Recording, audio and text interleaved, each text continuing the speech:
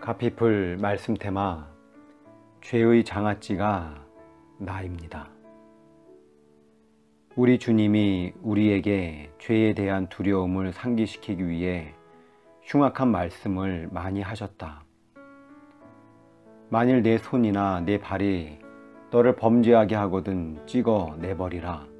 장애인이나 다리 저는 자로 영생에 들어가는 것이 두 손과 두 발을 가지고 영원한 불에 던져지는 것보다 나으니라. 만일 내 눈이 너를 범죄하게 하거든 빼어 내버리라. 한눈으로 영생에 들어가는 것이 두 눈을 가지고 지옥불에 던져지는 것보다 나으니라. 마태복음 18장 8절 9절. 이 말씀은 단순히 나라는 사람이 있는데 찝찝한 죄를 지었다거나 내 손이 범죄하거나 내 발이 범죄하거나 내 눈이 범죄할 때 그 손발을 찍어버리고 눈을 뽑아버리는 한이 있어도 천국에 들어가는 것이 낫다는 말씀인가? 정말 찍고 뽑고 빼면 해결이 가능하다는 것인가? 말씀을 그렇게 못 알아들으면 큰일 난다. 죄는 그렇게 해서 해결되지 않는다. 죄, 곧 나요. 나, 곧 죄인, 존재적 죄인에게 이 말씀을 주시는 목적은 어떤 대가를 지불하더라도 지옥 갈 짓을 하지 말아야 한다는 것이다. 죄가 얼마나 두려운지 알고 눈알을 뽑는 각오로 손발을 찍어내는 한이 있더라도 죄는 짓지 말라고 강조하시는 말씀이다. 만일 우리 주님이 우리를 정말 사랑하셔서 우리를 지옥에 보내느니 차라리 찍고 뽑고 빼는 것이 낫겠다고 하셔서 그렇게 정리하셨다면 우리 중에 사지백체 멀쩡히 남아있을 사람이 있겠는가? 혹시 남게 된다면 과연 무엇이 남겠는가? 내가 여러 나라 민족에게 가서 복음을 나눌 때 이 이야기를 똑같이 한다. 그러면 아무리 삶이 문란하고 죄책감도 느끼지 못해 복음을 전하기 어렵다는 사람들이라고 해도 죄에 대하여 민감하게 반응하는 것을 볼 수 있다. 어느 민족 누구도 죄와 무관하다고 할 수 있는 사람이 없다. 모든 사람이 죄를 범하였음에 하나님의 영광에 이르지 못하더니 로마서 3장 23절. 그런데 한 번은 우리나라에서 이 이야기를 했는데 20대 젊은이가 저요 하고 손을 번쩍 들었다.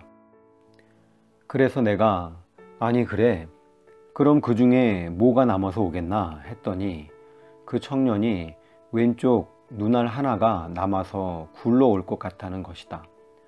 이 무슨 심오한 말인가? 아니 왜 하필 왼쪽 눈알인가? 제 왼쪽 눈 시력이 약합니다. 그러니까 왼쪽 눈 시력이 약하니까 그나마 죄를 안 졌지 않겠나 이런 희망을 걸어볼 수 있다는 말이었다. 그런데 눈알이라고 따로 있는 것이 아니지 않는가?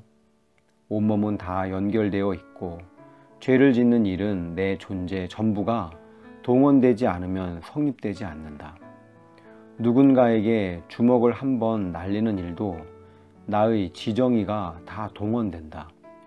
지성으로, 감정으로, 의지로 나의 전 인격이 동원되어야 주먹질이 나가는 것이다. 근원적으로 내가 죄의 장아찌가 되었다면 나는 건드리면 죄밖에는 다른 반응이 나올 수 없다. 나 자신이 존재적 죄인이라는 것이 우리를 절망스럽게 한다. 죄는 우리가 생각하는 것보다 훨씬 더 심각하고 근본적인 문제다.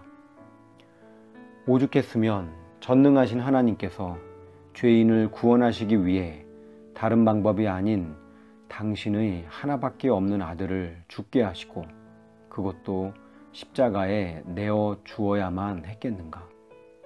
방법이 모자랐겠는가? 지혜가 모자랐겠는가?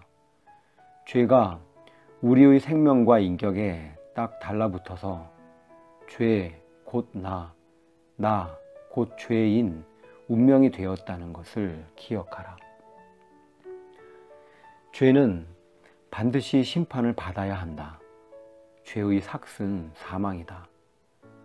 하나님께서 죄를 심판하시려고 보니 죄와 내가 공동 운명이기 때문에 하나님의 나의 죄 문제를 다루시기 위해서는 먼저 우리의 생명의 문제를 해결하셔야만 했던 것이다.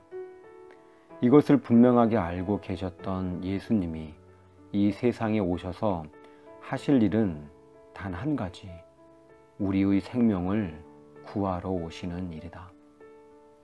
우리는 한 가지 결론에 도달했다. 죄는 생명에 들어온다. 그래서 죄인이라는 말은 죄 곧 나 곧 죄라는 사실이다. 이 존재의 변화 없이 우리가 죄 문제에서 자유로워지는 일은 불가능하다. 단연코 불가능하다. 가피풀 말씀 테마 죄의 장아찌가 나입니다.